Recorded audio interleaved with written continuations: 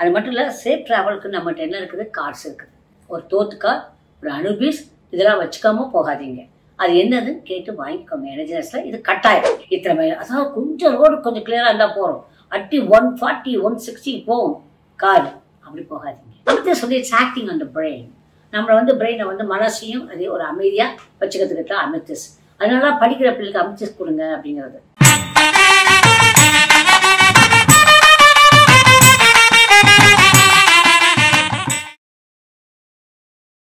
குருச்சரணம். இந்த உலக மக்கள் இதை பார்த்துட்டு இருக்க எனது அன்பான செல்லங்கள், அது மட்டுமல்ல என்னுள் கலந்த எனது உயிரான ரேக்கி குழந்தைகள் எல்லாரும் எல்லா வளமும் பெற்று நீடூழி வாழணும்னு வேண்டிக்கிறேன். நம்ம வெளியூருக்குலாம் போகிறோம், அப்போ நமக்கு ஒரு சேஃப் ட்ராவல் வேணும். அதுக்கு என்னென்ன பண்ணலாம் சேஃப் ட்ராவல் அப்படின்னு மூணு தெரிஞ்சுக்கணும் கண்ணுங்களா. எதை நம்ம செய்ய போகிறப்ப யோசிக்கணும். ஒரு ஊருக்கு பரப்புறீங்கன்னா ஒரு வயிற்று வலி மாத்திரை இல்லையா, ஒரு முக்கியமாக ஜலதோஷம் மாத்திரை, அதெல்லாம் எடுத்து வச்சுக்கிட்டு, அதுவும் பர்டிகுலர்லி ஃபாரின் கண்ட்ரிஸ் போகிறீங்கன்னா உங்களுக்கு என்னென்ன தேவையோ முதல்ல அதில் என்ன இருக்கணும், உங்கள் மெடிசன் கிட்ட இருக்கணும், மறந்துடாதீங்க.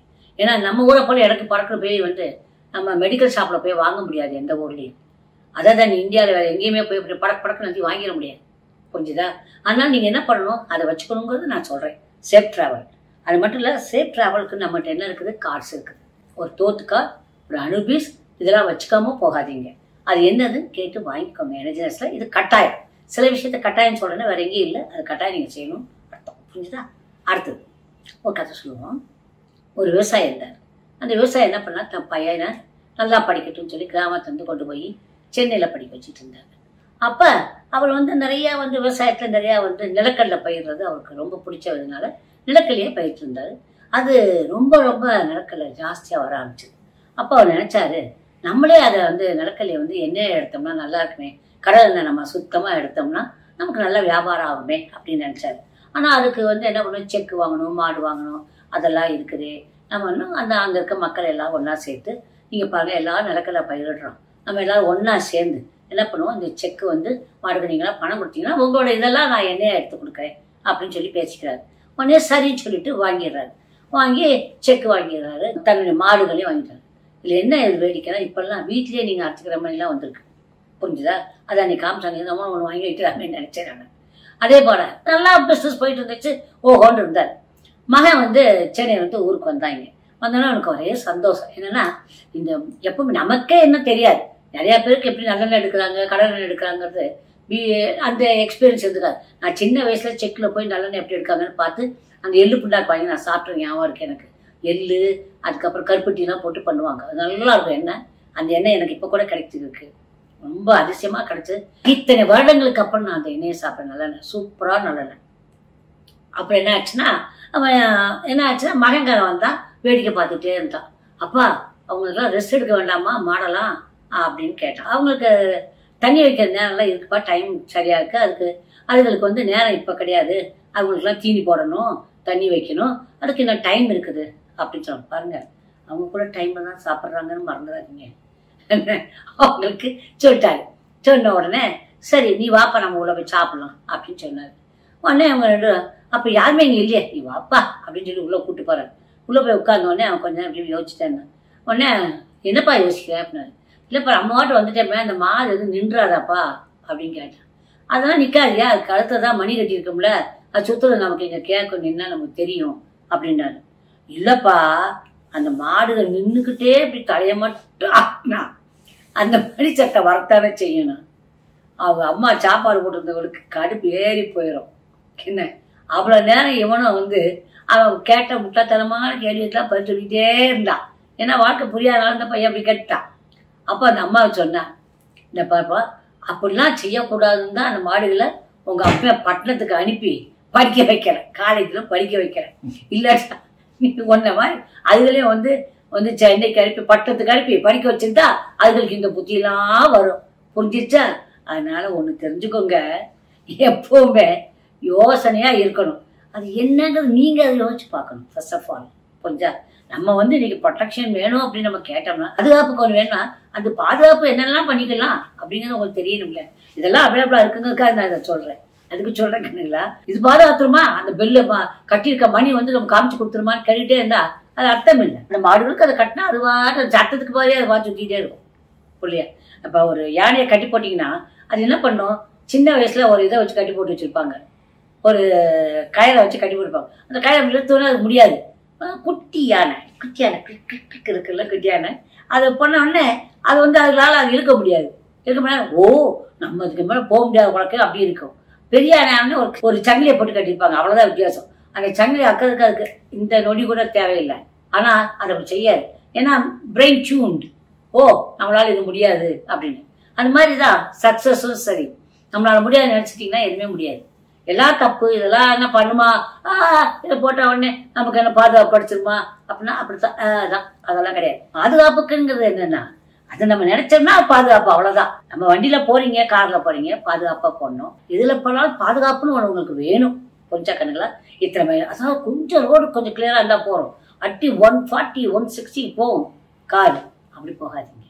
நிதானம் பரம ஔஷதம் நம்ம சொல்லுவாங்க. நிதானம்ங்கிற தானம் இருந்தால் தான் வாழ்க்கையை முன்னேற முடியும். நிதானம் ரொம்ப அவசியம். என்னாலும் உங்களால நான் காரில் ஏறினா மேக்ஸிமம் 120 மேலே போகாதீங்க அப்படின்னு சொல்லிடுவேன்.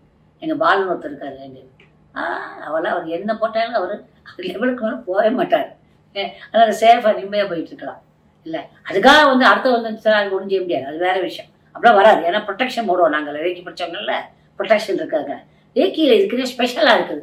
நம்ம எப்படி வந்து நம்மளை பாதுகாத்துக்கணும் அப்படிங்கிறதுக்கு மந்திரங்கள் இருக்குது. அது மட்டும் இல்லை, அது எப்படி அந்த மந்திரம் நம்ம ஆறாவச்சத்தி போட்டுக்கணுங்கிறதுக்கு அதுக்குன்னு ஒரு மெத்தட் இருக்குது. அதுதான் ரேக்கியில் வந்து மற்றவங்களுக்கு எவ்வளோதான் நம்ம வியாதிகளுக்கு மற்றவங்களுக்கு எவ்வளோதான் வந்து வியாதியை சரி பண்ணுறதுக்கு ரேக்கி கொடுத்தாலும் நமக்கு அந்த வியாதிகள் வராது. ஏன்னா ப்ரொடெக்ஷன் ஒன்று அந்த ரேக்கியில் போட்டுக்கிறோம். அதனால நமக்கு அது பரவாதுங்கிற அர்த்தம். புரிஞ்சா? எவ்வளோ ஆயிரக்கணக்கான பேருக்கு இப்போ கொடுத்துருப்போம் இல்லையா. யாருக்கு வந்து அப்போ ஒவ்வொரு வேலை அவங்க இருக்கல, எங்களுக்கு வந்து எனக்கு யார் வி கான்ட் சர்வைவ். அந்த மாதிரி தான். அப்போ இப்போ வந்து என்னன்னா, ஸ்டோர் நம்ம வந்து நிறைய பிரேஸ்லெட் பற்றி பேசிட்டு இருக்கோம். எனர்ஜினஸ்ல பிரேஸ்லெட் இருக்கு, ப்ரொடெக்ஷனுக்கு. அது என்ன, அதான் பாதுகாப்புக்கு. அது என்னென்ன இருக்குது அப்படின்னா, புத்தா இருக்காரு. புத்தா வந்து என்னது, நம்ம அமைதிப்படுத்துறதுக்கு, நம்மளை ஒரு நிதானத்தில் வச்சுக்கிறதுக்கு. அதுக்கப்புறம் என்ன இருக்கு, அமித்தியஸ். அமித்தியஸ் வந்து it's acting on the brain.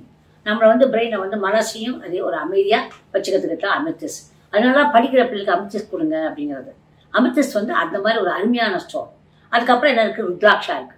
Rudraksha கேட்கவே வேண்டாம், ஆளினால் நான் சமையல் அதை போட்டால் போதும். அதுக்காக நீங்கள் எல்லாரும் ருத்ராட்சா போட்டுக்க முடியாது இல்லை. எல்லாரும் வந்து ருத்ராட்சா போட முடியாது. இது ஒரு இது போட்டுக்கிறதுனால அது பெருசாக தெரியவும் போகிறதில்ல. அதுக்கப்புறம் என்னென்னா ஜாஸ்பர் அப்படிங்கிறது. இந்த ஜாஸ்பர் ஃபார் கம்ப்ளீட்லி ஃபார் ரெண்டு விஷயம். ஒன்று வந்து நம்மளோட பாதுகாப்புக்கு, இன்னொன்று குழந்தை பேருக்கு, நல்ல வாழ்க்கைக்கு ஜாஸ்பர். அது வந்து பேசிக் சக்கரா பண்ணுறதுனால, பேசிக் சக்கரா கட்டுறதுனால நமக்கு அப்படி இருக்கிறதுக்கு ஜாஸ்பர். புரிஞ்சிச்சா? அடுத்தது வந்து பிளாக் டூர்மலின். பாதுகாப்புன்னா அது பிளாக் டூர்மலின்ல போயிடணும். Super super super black tourmaline. Black tourmaline வந்து அவ்வளோ நல்லது இல்லை.